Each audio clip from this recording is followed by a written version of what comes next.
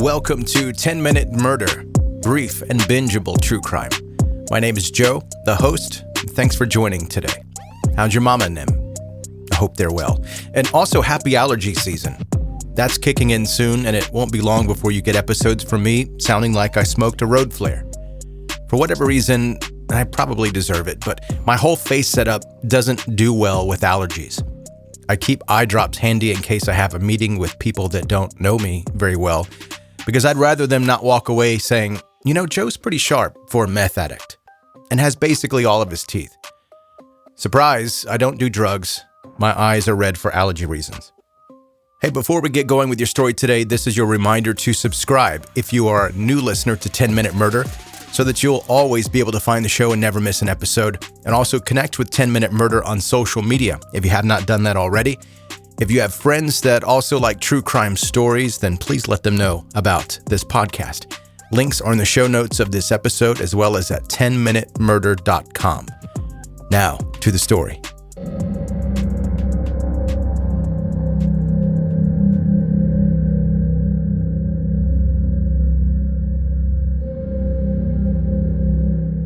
There aren't many murders that could easily be believed to be accidents.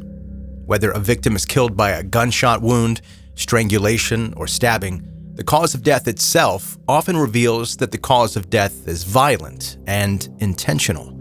However, there is a gray area when the killer argues that they acted in self-defense, out of fear for their own life. Out of all the ways to commit a murder, pushing somebody out of a window to their death is one method that maybe could be successfully passed off as an accident. Thousands of people die falling out of windows every year, although most of these cases are children. In the death of Josh Hilberling, who fatally fell from his apartment window, the conclusion was not so simple. In June of 2011, 23-year-old Josh Hilberling fell from the window of his apartment, plummeting 17 stories to land on the roof of a parking garage. An estimated 10% of people are able to survive a fall from a 7-story building, but often with life-threatening injuries. Josh fell 10 floors more than that, and obviously he died upon impact. The sheer force of the fall broke 6 vertebrae in his spine, several of his ribs, both of his legs, his pelvis, and his sternum, causing severe damage to his internal organs. With the young man dead and a pregnant wife left behind, one question remained. How did Josh fall? There was no balcony to slip from, and the window had been closed, so it seemed unlikely that the fall had been a horrible accident or suicide. One option remained. Josh had been pushed. But who did the pushing? One of Josh's neighbors had been home at the time that Josh fell, and he heard the sounds of loud footsteps that sounded like someone running, followed by the shattering of glass. When he went out on his balcony to see what the noise was, he saw the prone body of Josh on the roof of the parking garage and heard a woman's voice yelling, "Oh my God." But he hadn't been able to see the events leading up to the fall. Fortunately for investigators, there was a witness who had seen the whole thing, Josh's wife, Amber. But Amber insisted that she had not intended to kill her husband. She shoved him in self-defense, resulting in him losing his footing and falling to his death. Now let me remind you what the neighbors said that they heard. Loud, running footsteps, and then shattering glass. 3 detectives arrived at the apartment and noticed that there didn't seem to be a sign of a struggle at all. In fact, the only thing that was disturbed was the shattered window that Josh had fallen out of. The case was a little unusual because investigators had a rare advantage. They knew almost exactly what happened in the apartment in the minutes leading up to Josh's death. Amber and Josh had argued. At some point during this argument, Amber shoved him, causing him to fall out of the window to his death. What they needed to figure out was whether Amber had acted in self-defense, as she insisted, or if she had intended to kill Josh. One of the key pieces of evidence in Amber's trial ended up being a conversation that she had in the interrogation room shortly after Josh died, but it wasn't with the police. In fact, it was a secretly recorded conversation between Amber and her grandmother. Amber was distraught, sobbing, and 7 months pregnant. Through her tears, she confessed to her grandmother that she had killed Josh by pushing him out of the window, sobbing that she didn't deserve to live. In a damning piece of dialogue from the recording, Amber even says, quote, "I don't deserve to be a mom. Josh deserved to be a dad. Josh isn't even a person anymore." At the time of that conversation, Josh had been dead less than 24 hours. Amber consistently denied remembering the contents of that conversation with her grandmother. According to her, the conversation is a blur because of the state of grief that she was in at the time, and she can barely remember anything she said. In the rest of her interviews and during her trial, Amber never again implied that she killed Josh intentionally. She maintained her innocence as if the conversation with her grandmother had never happened. Throughout her trial, Amber insisted that she had not intentionally pushed Josh out of the window. She had only been acting in self-defense. According to Amber, her relationship with Josh was volatile, and she often feared for her life. Josh weighed 220 pounds and was 6 foot 5 inches tall. On top of that, he had a military background, which would have made him a scary opponent in any type of domestic incident. And keep in mind that Amber was 7 months pregnant and much smaller than the well-built, very tall Josh.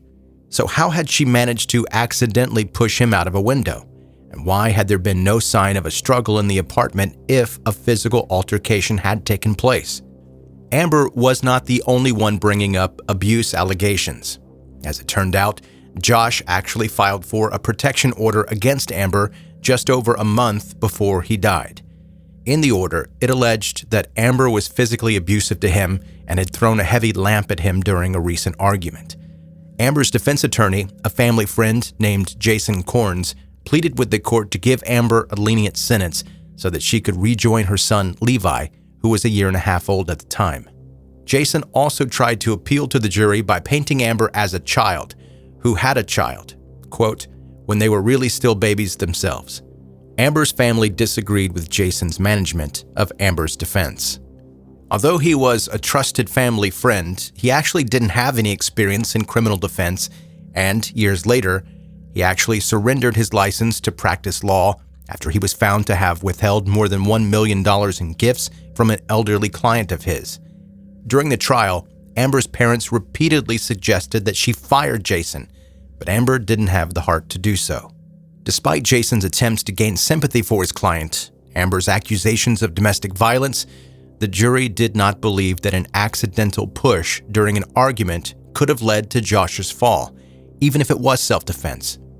Josh's dad took to the stand and told the jury about a phone call he'd received from Josh a day before his son's death. During the phone call, Josh told his father that he was going to divorce Amber, but he needed a ride so that he could get away. Josh's father told his son that he wasn't able to pick him up, but suggested that he call the number for a domestic violence intervention group who would be able to help him. This bit of information suggests what Amber's motive might have been. Maybe she found out that Josh was trying to leave her. The trial's verdict was reached. The jury believed that, in a fit of rage, Amber had deliberately shoved Josh to his death. On the 18th of March, 2013, Amber was found guilty of second-degree murder and given a 25-year prison sentence.